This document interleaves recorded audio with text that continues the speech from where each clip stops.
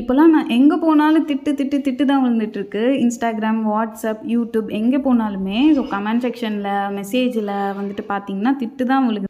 ஆமா, நீங்க வீடியோ மட்டும் போட்டுருங்க. ஆனா மெசேஜுக்கு ரிப்ளே பண்ணாதீங்க. ஏம்மா கொஞ்சம் வாட்ஸ்அப் பாரும்மா, Instagram பாரும்மா, 1 மந்த் ஆகுது மெசேஜ் பண்ணி ரிப்ளேயே வரல. அப்படி மெசேஜ் ரிப்ளே பண்ண மாட்டீங்கக்கா, எப்படி உங்ககிட்ட ஆர்டர் பண்ணுறது? இந்த மாதிரின்னு சொல்லிட்டு நிறைய பேர் நம்மக்கிட்ட கேட்டுட்ருக்காங்க. ஸோ நான் கொஞ்சம் டீசெண்டாக உள்ள கமெண்ட்லாம் ரீட் பண்ணி சொல்லிட்டேன். இதுக்கு மேலே திட்டியும் கமெண்ட் பண்ணியிருந்தாங்க.